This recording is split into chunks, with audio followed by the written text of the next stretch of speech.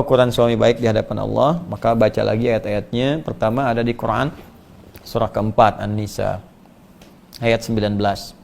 Ya. Paling kiri sebelah bawah di mushaf. Ya ayyuhalladzina amanu, duhai para suami yang beriman, la yahillu lakum an tarithun nisaa karha. Ya, jangan sampai kamu bersikap buruk kepada pasanganmu. Jangan wariskan sikap-sikap yang enggak baik. Bisa menahan diri dengan baik. Bagaimanapun itu titipan. Ya, istri kita, istri saya, istri Anda, itu titipan dari Allah Subhanahu wa taala yang kita perlu jaga. Bagaimanapun akan dipertanggungjawabkan di akhirat kelak. Dia tidak dititipkan pada pria lain kecuali kepada Anda. Tentunya untuk dijaga, diperlakukan dengan baik. Ya, jadi kita belajar menjadi baik dan saling memahami. Setiap kita pasti ada kekurangan. Kalau ingin sempurna, ya nggak akan didapatkan. Hanya malaikat yang sempurna. Ya, kalau mau silakan nikah dengan malaikat maut, malaikat Israel tuh ada. Ya, yang lainnya. Tapi nggak ada yang sempurna. Ya, nggak ada yang sempurna. Setiap kita pasti punya kekurangan. Sepanjang masih manusia.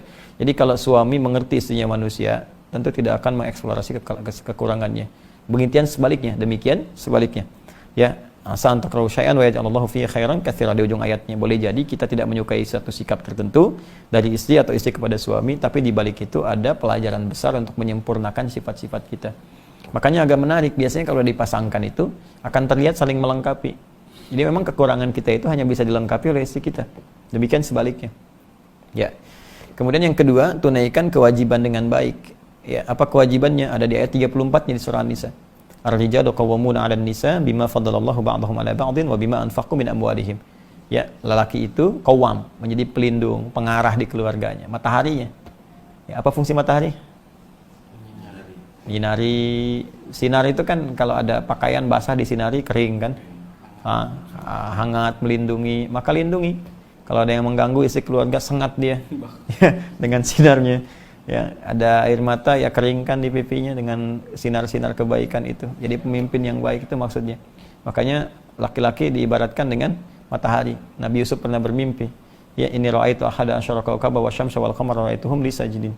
Jadi saya melihat di mimpi saya 11 bintang, 1 matahari, 1 bulan semua sujud. Maka ditafsirkan 11 itu saudaranya, ya, beliau 12 bersaudara, 11 saudaranya, matahari bapaknya, Nabi Yaqub alaihissalam, kemudian bulan ibunya.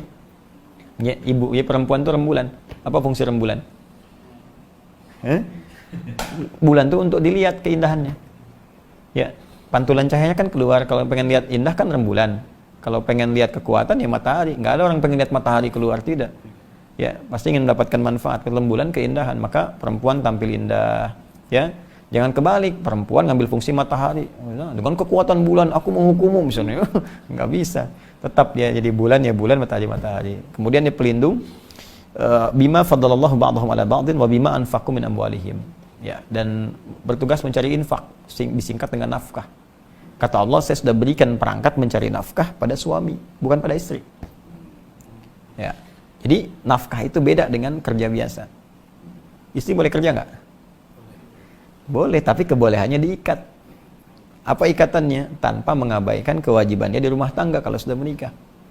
Ada anak jangan sampai terabaikan, nggak dapat asinya, nggak dapat perhatiannya, pendidikan, kasih sayang ke ibu hilang. Ya, lebih dekat dengan asisten rumah tangga dibandingkan ibunya, itu salah. Ya salah. Bagaimanapun Anda mencari rezeki itu di luar, untuk di dalam kan? Sekarang yang di dalam menjauh dari Anda. Jadi apa manfaatnya Anda mencari di luar? Para ayah juga begitu. Ya.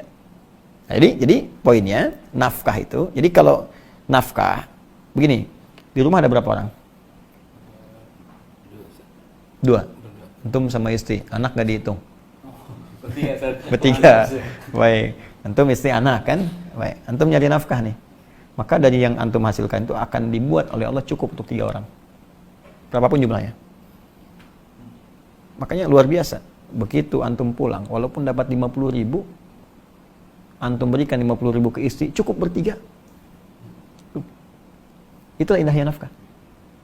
Tapi kalau orang yang bukan petugas nafkah, mencari nafkah, istri mencari misalnya kan, maka hasil itu akan dicukupkan hanya untuk dirinya saja. Dan tidak akan merebak, ya, kesempurnaan rezekinya kepada yang lainnya. Makanya kalau perempuan mencari akan terasa selalu kurang. Atau materi cukup, tapi ada bagiannya akan hilang. kasih sayang, perhatian, ya, kehormatan, hubungan yang mungkin akan kurang harmonis, pasti itu. Ya, saling tuntut. Ya, nah itu poinnya. Jadi dari sini maka disiapkan bagi Anda untuk mencari nafkah dengan baik. Nafkah itu sudah janji Allah, sepanjang Anda mau bergerak, Allah akan turunkan rezeki. Sepanjang mau bergerak. Ya, orang di jalan aja sekarang cuman peluit, udah, kasih 2.000, makasih Pak. Ya, kasih 5.000, makasih Bos. 10.000, ngaku Om, makasih Om, ya kan? Nah kan, nah, ada kondisi itu, tapi kan dapat gitu, ada, ya. Tapi halal dan baik. Al-Baqarah 168. Saya kira itu, semoga bermanfaat insyaallah.